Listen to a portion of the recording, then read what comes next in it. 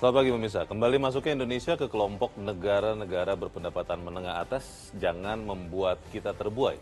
Karena status upper middle income country itu justru dapat menjadi bumerang kalau hanya gegap gempita kenaikan pendapatan nasional bruto per kapita.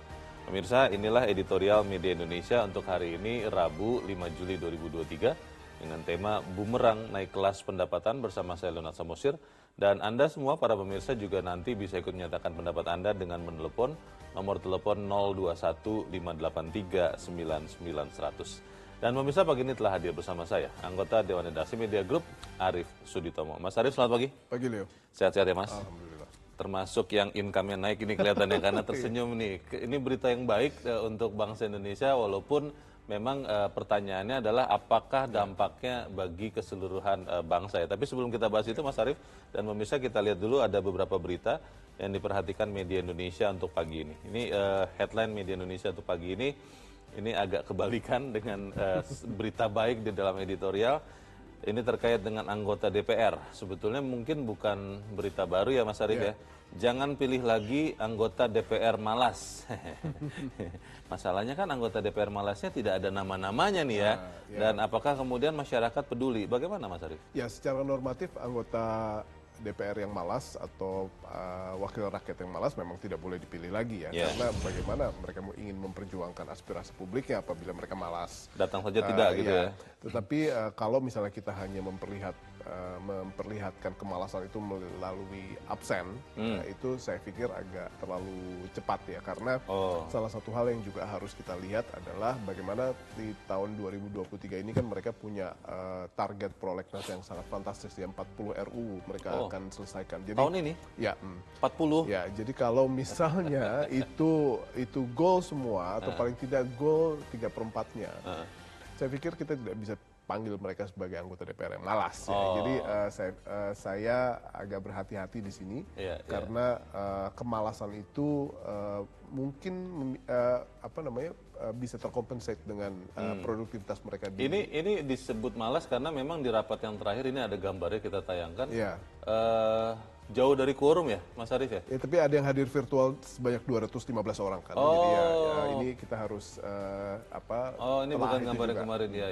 Ini pakai Zoom berarti hadirnya begitu ya? Betul. Memang bisa ya membahas dengan optimal menggunakan Zoom itu bisa ya, Mas? Saya pikir kalau misalnya rapat paripurna itu apabila dari sisi teknologi IT-nya benar-benar berjalan, mana yang setuju, mana yang tidak setuju, proses penghitungannya juga baik. Saya pikir hal-hal yang sifatnya quorum itu bisa teratasi. Oke, tapi mungkin secara visual kurang elok lah. Ya, kosong ya. Kalau kita lihat gedung sebesar dan semegah itu, semahal itu, yang hadir juga mungkin berapa persen ya daripada jumlah anggota DPR. Kalau kita lihat dari bagaimana efisiensi pengelolaan dan pemanfaatan sumber daya ya. Iya, dan juga mungkin kalau ukurannya adalah undang-undang, juga harus kita lihat kekuatan undang-undangnya ya Mas Arief ya. Jangan kemudian setelah diproduksi, diundangkan, lalu diuji materi, mentah lagi langsung kan. Betul. Ya itu jangan sampai begitu juga. Kita harap nanti kita benar-benar selektif untuk memilih wakil kita di DPR. Kita tinggalkan berita itu, kita ke berita selanjutnya di halaman 2. Ini terkait dengan kerjasama Indonesia dengan Australia di bidang energi ya Mas Arief ya. RI Australia perkuat kerjasama transisi energi. Persisnya apa ini Mas Arief? Salah satu hal yang pada dasarnya kita harus akui adalah Australia itu adalah negara yang cukup besar dalam hal minerba ya, dan kita harus belajar banyak dengan mereka. Beberapa hal yang sifatnya ekspor juga mereka, kita dan Australia juga memiliki saling ketergantungan yang juga sangat baik. Dan dalam hal bauran energi ya, kita mungkin banyak harus mengacu kepada bagaimana mereka mengelola energi baru dan terbarukan mereka, sehingga ujung-ujungnya di saat nanti kita menghadapi target net zero emission kita di 2060, kita bisa mendapatkan referensi atau percontohan yang baik bagaimana mereka mengelola lingkungan hidup mereka dan bagaimana bauran energi itu bisa tercapai dengan sangat baik. Australia memang sudah menggunakan energi baru terbarukan itu ya, Mas Arief, dibanding kita ya? Gaya hidup listrik sangat maju di sana. Oke. Baik, kita harapkan memang kerjasama ini bisa menguntungkan kedua belah pihak, tapi kalau saya mau melihat dari kacamata orang Indonesia ya untuk kita begitu ya Mas Arief. Ya, dan yang paling penting lagi adalah CEPA ya, bahwa apa namanya Kerjasama ekonomi komprehensif kerjasama itu ya? ekonomi komprehensif itu sudah berhasil membuahkan kurang lebih value perdagangan kita yang naik sangat signifikan antara Indonesia dan Australia. Oke. Kita beralih dari berita itu ke berita selanjutnya masih tetap di halaman 2. Ini antisipasi karena cuaca panas ya Mas Arief Ya. ya dan pemirsa. Daerah siapkan lumbung pangan. Betul. Ini siapkan lumbung pangan artinya lumbung dan isinya kan ya. Betul. Bukan hanya lumbungnya. Bagaimana nih Mas Arief? Ya, saya pikir kemajuan teknologi yang pada dasarnya bisa kita nikmati bersama, itu memberikan kita berkah bahwa kita bisa mengantisipasi. Dan berasumsi dengan antisipasi tersebut, ini merupakan salah satu hal yang diambil oleh Kementerian Pertanian, di mana mengingat musim kemarau kita akan menjadi musim kemarau yang amat sangat panjang, kabarnya sampai bulan Oktober, ini merupakan hal yang memang harus wajib untuk pada akhirnya kita laksanakan. Namun salah satu hal yang pada akhirnya kita harus lakukan adalah koordinasi, karena kalau saja produksi dalam negeri tidak bisa mencukupi, kita memang harus impor dan itu koordinasi dengan Kementerian Perdagangan harus dilakukan. Ya, Kementerian Perdagangan dan juga mungkin di sini peran dari Badan Pangan Nasional ya. Jangan sampai kemudian sudah ada Badan Pangan Nasional yang harapannya mengkoordinir pengadaan pangan, kemudian malah nanti seperti beberapa tahun yang lalu masing-masing kementerian punya data sendiri tuh Mas Arief. Ya, paling tidak setidaknya kita punya Menteri Pertanian yang antisipatif. Ya, kita harapkan pada saat nanti benar-benar kita menghadapi musim panas yang atau kemarau yang panjang, kita tidak kekurangan pangan. Kita tinggalkan berita itu, kita langsung ke editorial. Editorial pada hari ini diberi judul Bumerang Naik Kelas Pendapatan. Kalau kita melihat sebetulnya kan ketika Indonesia menjadi negara yang pendapatan nasional ya, ini GNI-nya naik, itu kan sesuatu yang bagus. Tetapi pertanyaannya adalah kenaikan ini apakah benar artinya memperlihatkan menyehatnya kondisi ekonomi Indonesia, atau memang seperti beberapa orang yang mengatakan ya ini karena harga komoditas sedang naik. Bagaimana Mas Arief? Leo, predikat upper middle income countries ini bukan pertama kita nikmati. Sebelum pandemi kita sudah menikmati situasi ini. Predikat ini sudah kita raih ya. Dan salah satu hal yang istimewa bagi saya di sini adalah ini merupakan sebuah pentahbisan gitu ya. Atau kita mendapatkan predikat ini karena kita berhasil melakukan pemulihan ekonomi pasca COVID dengan baik dan penanganan COVID-nya juga dengan baik. Jadi istimewanya saya pikir di sebelah situ. Namun ada beberapa hal yang pada akhirnya menjadi downside-nya adalah bagaimana dengan predikat tersebut kita mungkin saja akan kehilangan kesempatan untuk mendapatkan dana-dana murah untuk pembangunan. Yang tadinya memang diberikan untuk negara yang dianggap masih belum kuat begitu ya. Betul. Dan bagaimana sekarang kita menghadapi general system preference GSP dengan Amerika, GSP dengan Amerika dan Eropa, itu merupakan salah satu hal yang menjadi tantangan karena saya dalam catatan saya masih ada beberapa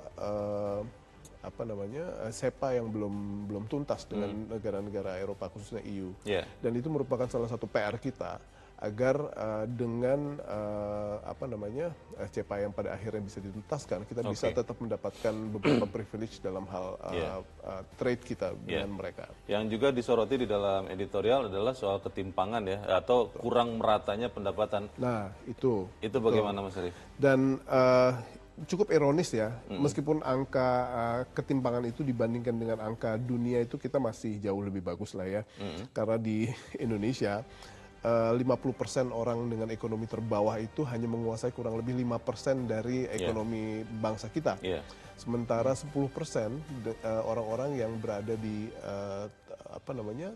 topnya paling kaya menguasai kurang lebih 60%, dan 1% yang top terkaya itu menguasai kurang lebih 40%. Jadi ini merupakan salah satu hal yang pada akhirnya harus kita atasi.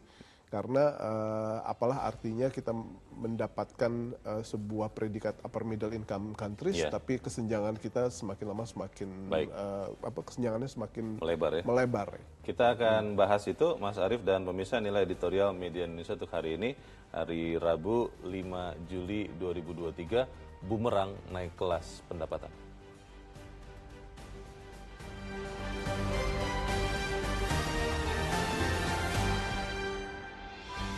Bumerang naik kelas pendapatan.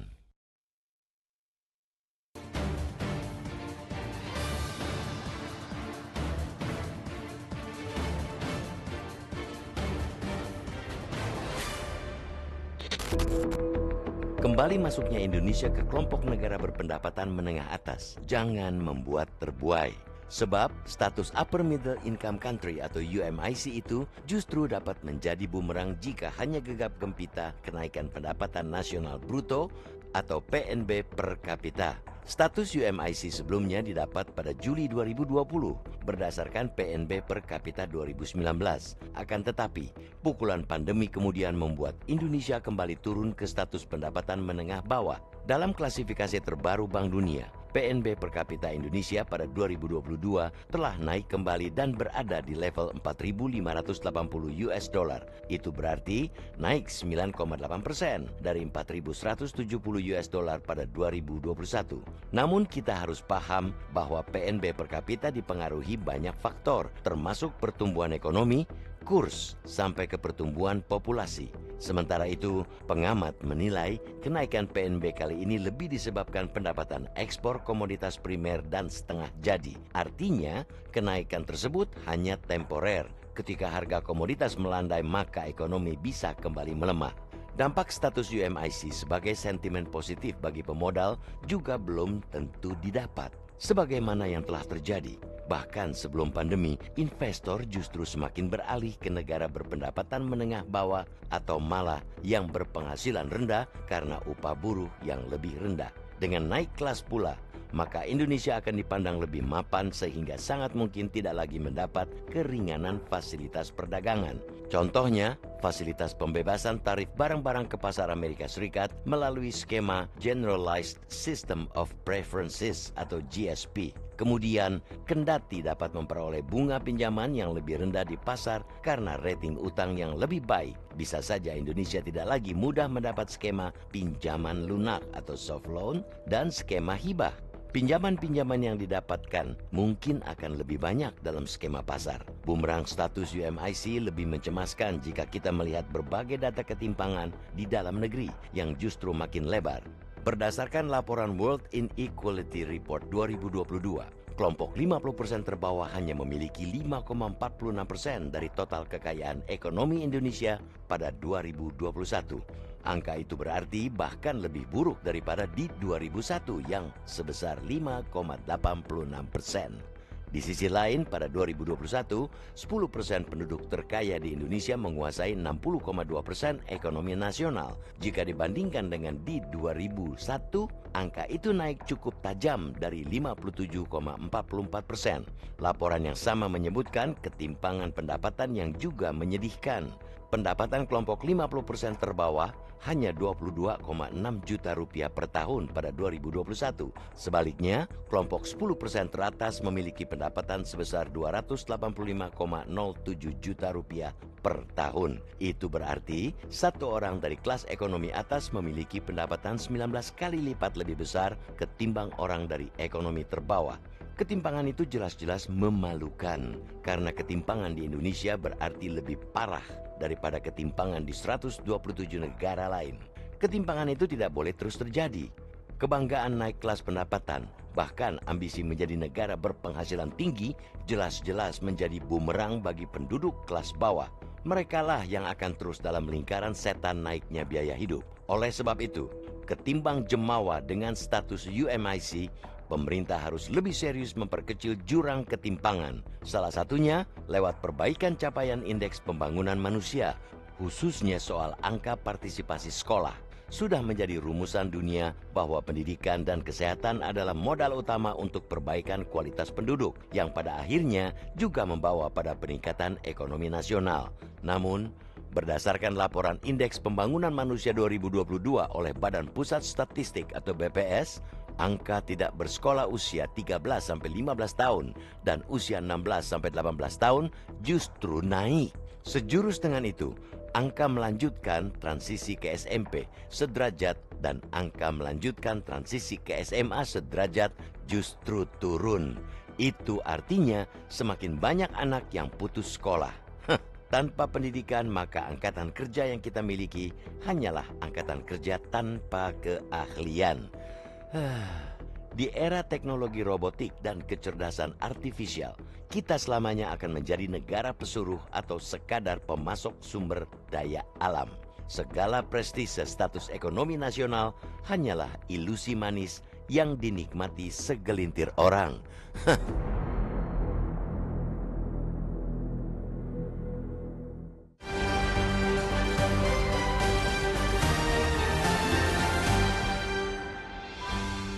Di bagian berikut Anda bisa ikut menyatakan pendapat Anda, pemirsa. Untuk saat ini tetaplah bersama kami.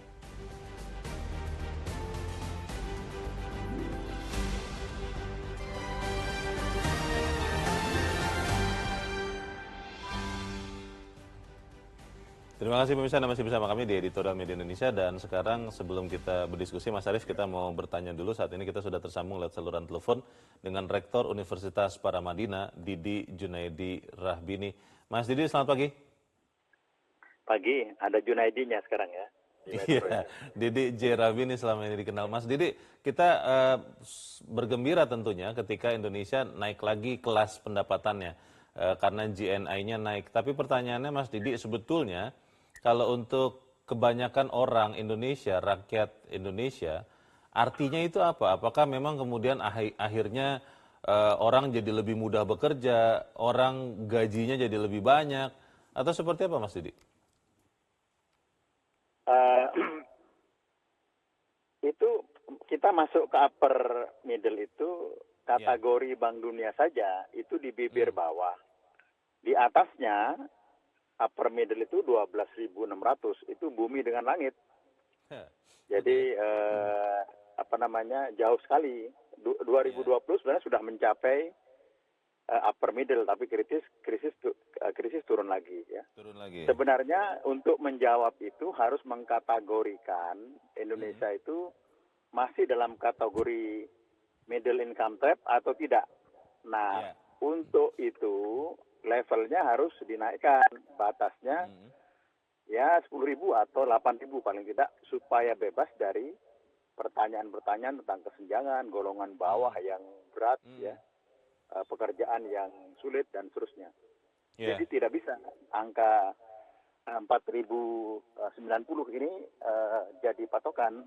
10 tahun Pak Jokowi itu naik dari 3.400 ke 4.000. Tidak banyak ya, tapi zaman SBY itu 1.000 ke 3.500. Harapannya sebenarnya kalau pertumbuhan ekonomi 6-7%, jadi dari zaman SBY 3.500 itu bisa menjadi 6.000, 7.000, sehingga dekat untuk melompat ke lewat middle income trap. Tapi ini nggak kemana-mana kita sebenarnya ya. Mas ya Didi, kita senang, bahagia dapat masuk itu.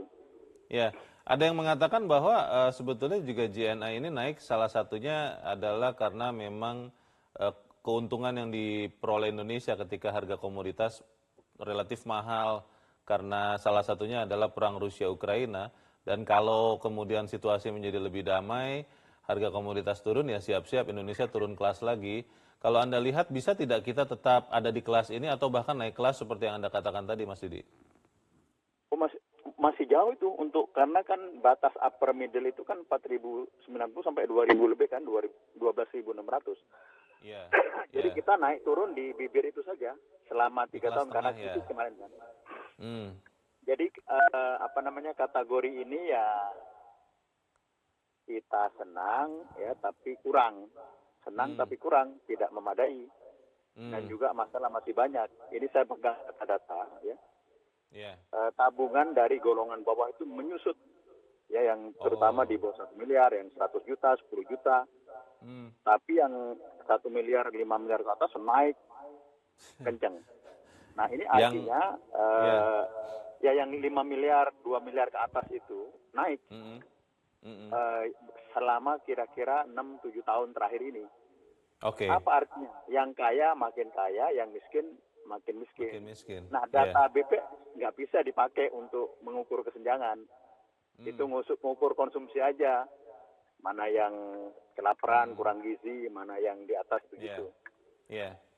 Yang harus diambil sikap oleh pemerintah dan juga kita semua ya sebagai warga masyarakat terkait dengan naik kelasnya ini apa, Mas Didi? Apakah kemudian kita bisa mengatakan ekonomi Indonesia ini sudah di jalur yang tepat perbaikannya atau seperti apa, Mas Didi?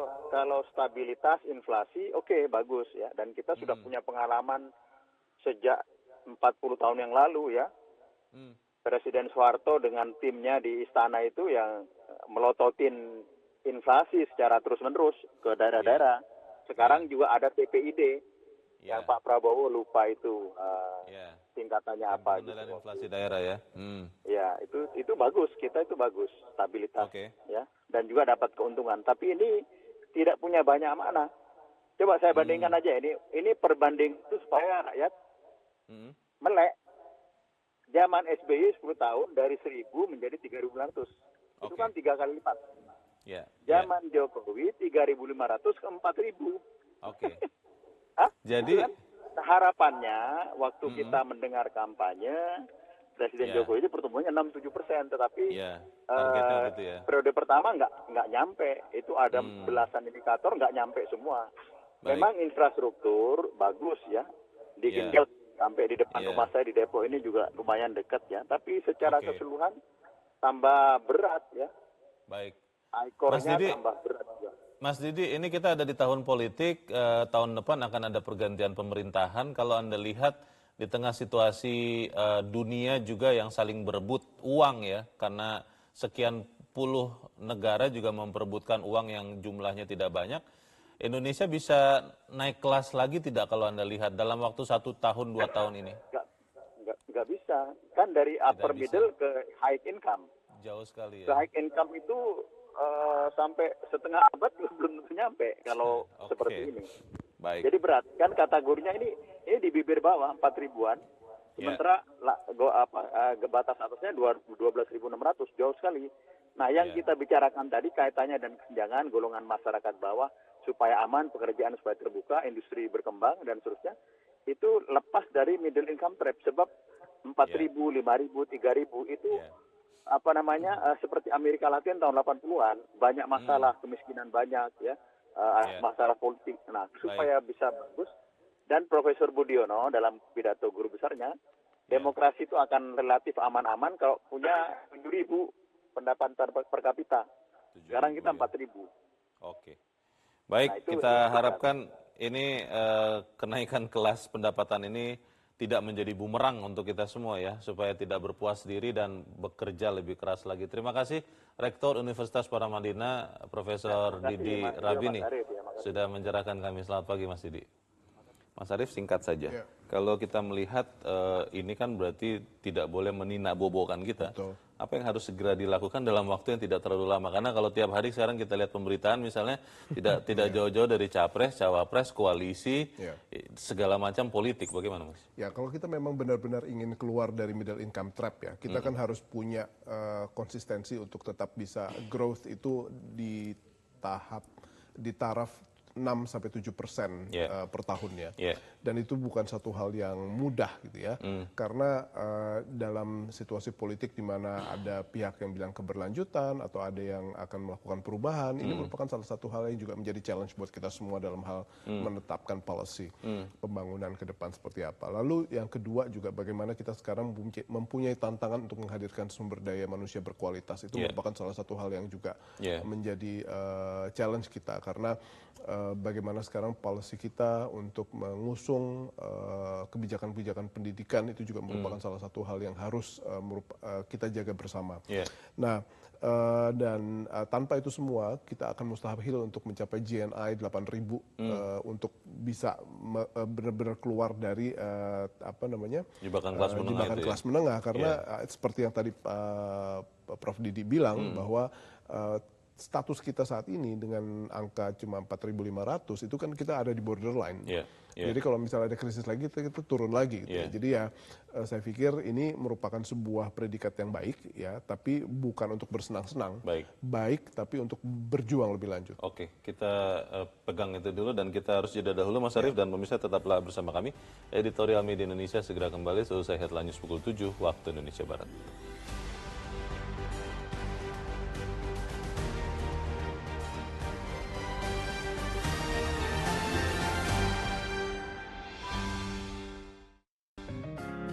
Media Indonesia mengajak Anda untuk mengakses fitur premium e-paper. Dengan sajian konten berbasis intelektual dan meneguhkan kebangsaan, Media Indonesia tampil dengan lebih dinamis melalui e-paper Media Indonesia yang dapat Anda akses kapan saja, di mana saja.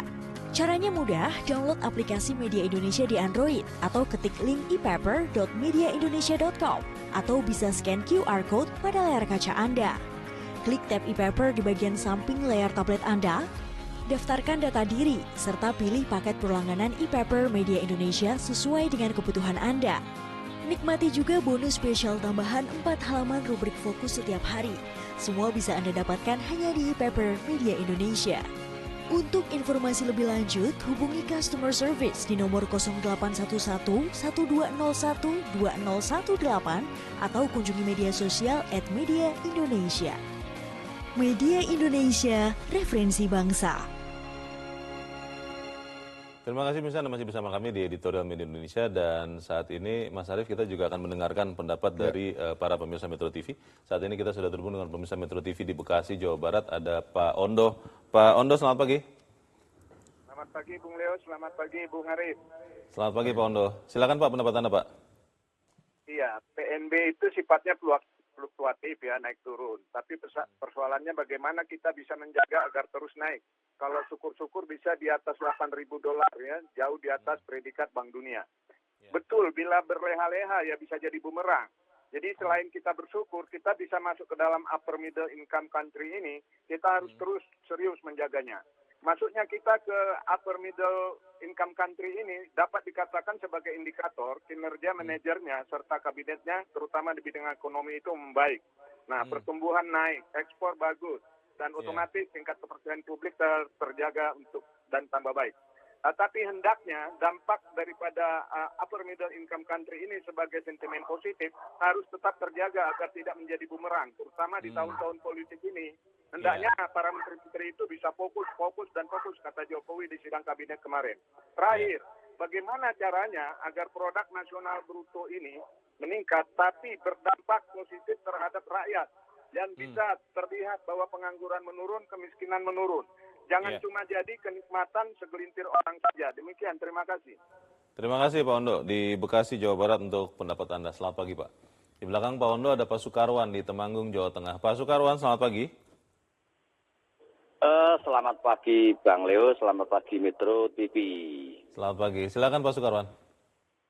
Begini Bang, pendapatan kita naik ya, itu kan sanjungan. Ya memang faktanya World Bank begitu, tapi jangan bangga dulu. Saya ini gambarannya, saya lebih baik dikatakan orang miskin tapi sejahtera. Jangan saya disanjung, wah Pak Sukarwan orang kaya, kan malah beban. Malah beban. Yang kedua, tentunya dengan pendapatan per kapita naik, income naik, itu kan ada pertumbuhan ekonomi. Nah, saya mohon, tadi Bu Sri Mulyani komentar, tolonglah mulai hari ini segala bantuan hentikan, itu membuat budaya malas, budaya keset. Segala bantuan bentuk bantuan apa. Bantuan untuk rakyat maksudnya ya Pak? Untuk masyarakat? Iya, itu jangan terus dipersepsikan fakir miskin dan anak terlantar dipelihara oleh negara. Bukan itu prakteknya. Bantuan di desa itu dalam satu kelurahan 99% dapat bantuan. Yang tidak cuma saya. Pokoknya yang dekat dengan RT bisa diusulkan semua dapat bantuan per bulan, beras 10 kilo, telur berapa, ada PKH, ada beasiswa. Jika orang itu disuruh kerja males, ongkang-ongkang nonton Indosiar, nonton sinetron, jaga ke bantuan. Ini hentikan. Zaman Pak Harto nggak ada bantuan-bantuan itu tidak mendidik orang kerja rajin lah. Pokoknya mendidik budaya jaga ke ndok blorok, jaga ke budaya keset. Hentikan segala bantuan kalau memang faktanya income sudah naik diakui dunia. Oke. Terima kasih Pak Sukarwan di Temanggung, Jawa Tengah untuk pendapat Anda. Selamat pagi Pak. Di belakang Pak Sukarwan ada Pak Max di Manokwari, Papua. Pak Max, selamat pagi. Selamat pagi Bung Leo. Selamat pagi. Selamat pagi Iya. Pak Max. Ya, silakan Pak. Kita jangan jadi orang pesimis di negara yang saat ini kita sudah berubah dari negara berkembang akan menjadi negara maju ke depan. Kita sudah ditakuti oleh negara-negara lain. Kita sudah dihormati. Pertumbuhan ekonomi kita meningkat. Itu satu hal yang sangat luar biasa. Dan mari kita dukung itu semua. Ya, langkah-langkah terobosan yang dilakukan oleh Presiden Joko Widodo itu harus kita jaga. Kita dukung, ya. Dan ke depan, maju kita berikan dukungan sehingga katakanlah seperti sekarang ini langkah yang dilakukan oleh Pak Presiden dengan menghentikan ekspor barang-barang bentuk seperti nikel, timah dan sebagainya. Itu kan memberikan pemasukan yang sangat besar bagi negara. Nah, melalui itulah maka peningkatan pendapatan per kapita negara ini akan menjadi naik dan menjadi negara yang disegani oleh negara-negara luar. Saya sedang mengikuti itu bahwa yang dulunya Indonesia dipandang dengan sebelah mata, tapi langkah kebijakan militer yang dilakukan oleh Presiden itu sangat luar biasa. Yang kita akan semakin baik. Baik. Terima kasih Pak Max di Manokwari, Papua Barat untuk pendapat Anda. Selamat pagi. Di belakang Pak Max ada Pak Ramadan di Jambi. Pak Ramadan, selamat pagi. Selamat pagi, Om Leo. Terima kasih. Ya, silakan Pak Saya Ramadan. di Jambi ini Pak Leo, yang terkenal dengan perkebunan karet dan sawit. Menarik hari ini kita membahas pemerataan penghasilan. Negara secara keseluruhan penghasilannya naik terus. Tapi petani ada yang sangat tertinggal dan tertinggal, Pak Leo. Saya khusus menyampaikan pada kesempatan ini, di Jambi ini ada namanya HGU, hak guna usaha lahan. Dan itu dipelihara terus oleh negara. Artinya orang-orang kaya itu bebas menggunakan lahannya, sementara yang lain masih banyak yang miskin, tidak punya lahan, Pak Leo. Maka ini kalau kita perhatikan, kalau ini dipelihara terus, artinya kami di Jambi ini yang kaya makin kaya. Tapi yang miskin, yang tidak punya lahan, tetap miskin terus. Nah, kalau hal ini, pemeliharaan terhadap HGU ini dihentikan, di satu kabupaten saja sampai 50.000 hektar HGU-nya, Pak Leo. Yang miskin itu paling-paling 15.000 kakak.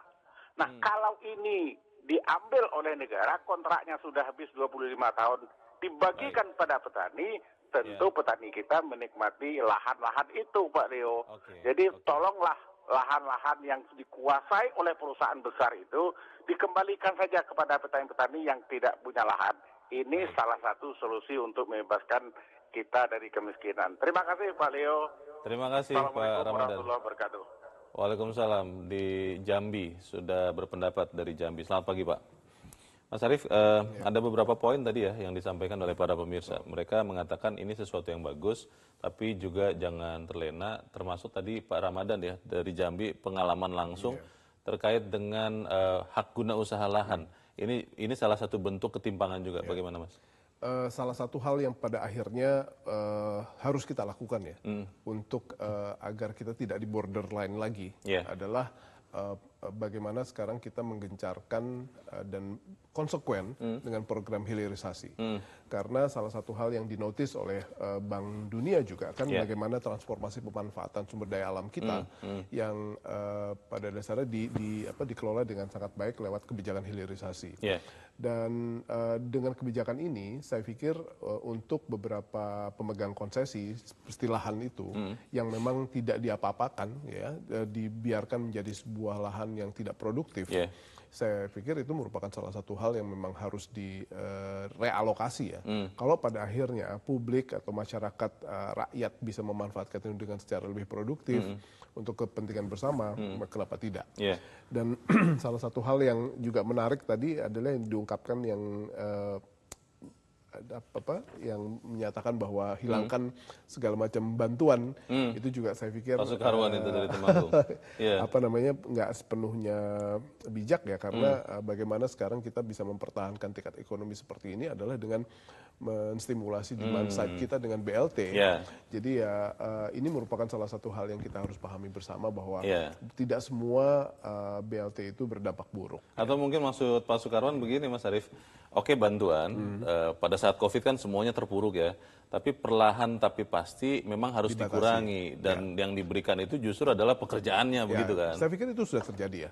Jadi politik BLT itu memang agak rawan, apalagi dekat-dekat situasi politik seperti ini.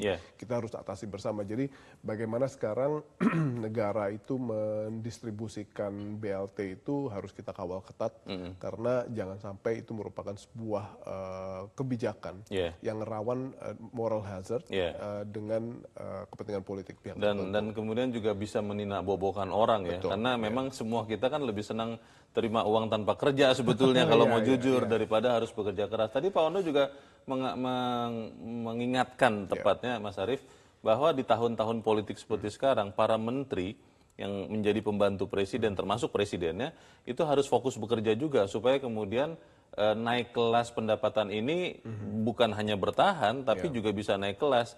Apakah menteri-menteri masih bisa fokus bekerja di tengah-tengah kita melihat makin tingginya intensitas perpolitikan praktis untuk tahun depan, Mas Arief? Kita harus lihat KPI masing-masing ya, karena kalau misalnya ada beberapa menteri yang memang sekarang sedang berkegiatan untuk capres atau cawapres, itu publik harus menyandarkan KPI mereka dengan apa yang mereka lakukan sekarang untuk kegiatan politik mereka di masa mendatang.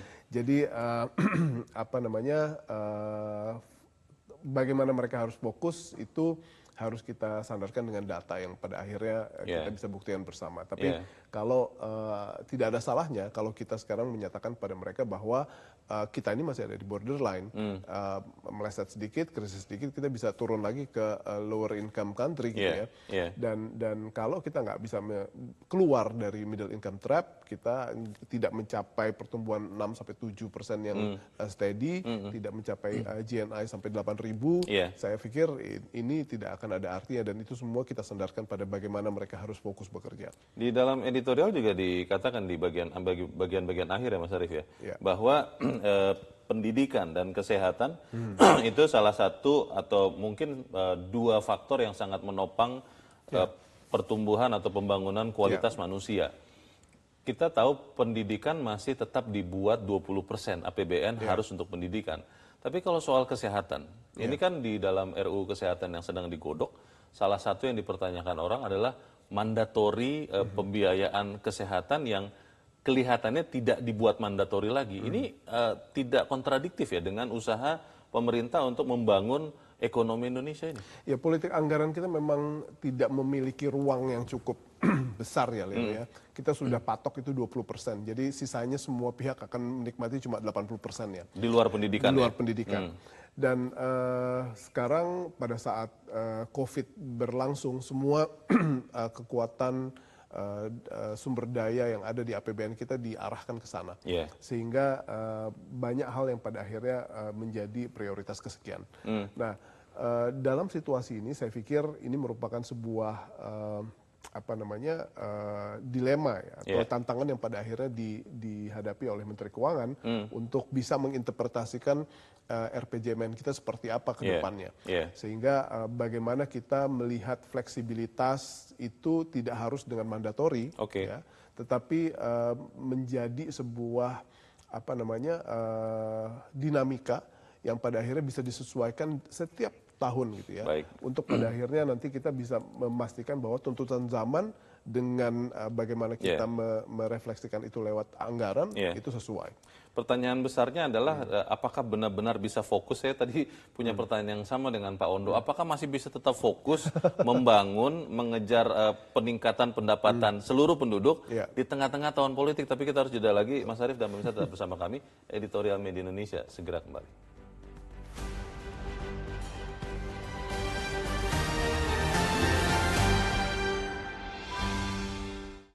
Terima kasih Anda masih bersama kami. Pemirsa, kita ada di bagian akhir dari diskusi kita pagi ini. Mas Arief, kalau sekian menteri yang harusnya membantu presiden, sudah fokusnya saya rasa sudah lebih dari separuh ya untuk persiapan tahun 2024. Apa masih bisa membangun ekonomi dan kemudian kita tetap bisa bertahan di kelas pendapatan yang baik ini? Ya, saya ingin berpikir positif saja, Leo. Meskipun kita mengetahui ya, ada beberapa menteri yang sekarang memiliki ambisi politik yang cukup besar. Baik itu menjadi cawapres atau juga menjadi anggota DPR kembali. Gitu ya. Dan ini merupakan salah satu challenge buat mereka untuk pada dasarnya bisa membuktikan bahwa target-target politik ke depan mereka dengan masa bakti mereka yang juga cukup pendek, lalu dengan kinerja mereka yang juga harus dipertanggungjawabkan dengan pencapaian beberapa target-target tertentu, itu harus tercapai semuanya. Dan alangkah eloknya apabila kita sebagai media bisa memperlihatkan bahwa si A, si B, si C itu pada akhirnya mengabaikan atau justru menunaikan seluruh hal dengan amat sangat baik antara tugas dan ambisi politik mereka ke depan. Jadi saya tidak seberapa ingin untuk menjudge mereka bahwa mereka memiliki ambisi politik yang terlalu tinggi dan pada akhirnya mengabaikan tugas-tugas mereka. Tetapi alangkah baiknya kita bisa menyandingkan kinerja dan ambisi mereka dalam waktu dekat untuk bisa kita sebut bahwa ternyata mereka adalah orang yang penuh ambisi saja tanpa pengabdian atau mereka memiliki dua-duanya. Mas Arief, semua negara maju kalau kita lihat adalah negara-negara yang pendapatannya tinggi karena industrinya maju. Dan itu yang dipertanyakan di Indonesia. Industri di Indonesia, industri dasar, industri hulu, itu relatif terbelakang atau tertinggal ketimbang misalnya industri-industri yang sekarang menggunakan teknologi tinggi, tapi berbasis IT. Startup banyak muncul, tapi juga banyak yang kemudian turun atau bahkan tutup. Pertanyaannya, apakah kemudian bangsa kita ini bisa kita arahkan sebagai bangsa yang punya sumber daya manusia, yang tidak perlu punya skill yang tinggi, yang penting ada pekerjaan, atau seperti apa? Leo, pendidikan adalah kunci. Jadi saya tidak akan ragu untuk bilang itu. Karena dengan kita memiliki tingkat pendidikan yang baik, kita akan memiliki SDM yang baik. Dan tingkat SDM yang baik ini, apabila mereka mempunyai level education yang baik, mereka bisa mengimplementasi banyak sekali teknologi-teknologi yang bisa kita nikmati untuk mencapai akselerasi tersebut. Dan itu semua harus dijadikan PR. Bukan PR pemerintah pusat saja, dan justru ini masalahnya adalah bagaimana sekarang daerah juga ikut bergerak. Dan pemerintah provinsi juga harus menjadikan IPM mereka, Indeks Pembangunan Manusia mereka dalam sektor pendidikan itu menjadi salah satu hal yang amat sangat penting. Salah satu hal yang pada akhirnya misalnya kita lihat ya, IPM itu kan kategorinya 3, pendidikan, kesehatan, dan pendapatan per kapita kita. Nah, dalam hal pendidikan kesehatan itu kadang-kadang sama sekali kita tidak bisa pisahkan antara kedua hal tersebut. Jadi kalau kita sekarang menuntut daerah untuk pada akhirnya serius di bidang tersebut, ini bukan satu hal yang biasa-biasa saja. Ini suatu hal yang pada akhirnya akan membawa kita pada satu titik di mana kita akan keluar dari middle income trap. Karena mereka berpartisipasi menghadirkan angkatan kerja yang sehat, pintar, dan pada akhirnya memiliki ekonomi yang tingkat tinggi. Dan dengan modal tersebut, apabila kita ingin melakukan stimulasi lewat berbagai macam kebijakan pendidikan, itu akan gayung bersambut. Namun saat ini kita sering sekali melihat ada pemimpin-pemimpin daerah yang belum seberapa serius untuk meningkatkan dua hal ini di IPM mereka. Jadi khususnya di beberapa provinsi-provinsi di wilayah timur Indonesia, dan ini merupakan salah satu hal yang menjadi PR besar kita. Mumpung kita di dalam waktu menjelang perhelatan pilkada juga ini kita sampaikan kepada para calon kepala daerah supaya kemudian memasukkan juga peningkatan kemampuan sumber daya manusia di dalam program mereka. Kita harapkan itu bisa terjadi. Mas Arief Sujitomo, terima kasih sudah hadir di tempat ini. Selamat pagi, Mas. Pagi, Leo. Pemirsa, tanpa pendidikan, maka angkatan kerja yang Indonesia miliki hanyalah angkatan kerja tanpa keahlian. Di era teknologi robotik, kecerdasan artificial, AI, kita selamanya akan menjadi negara pesuruh atau sekedar pemasok sumber daya alam. Segala prestise, status ekonomi nasional hanya ilusi manis yang dinikmati segelintir orang. Mari kita tidak terlena dengan kabar gembira ini. Kita terus bekerja apapun yang kita bisa lakukan. Saya Lona Samosir, berterima kasih Anda sudah menyimak editorial Media Indonesia untuk pagi ini. Terus jaga kesehatan Anda, terus jaga nurani Anda. Selamat pagi, sampai jumpa.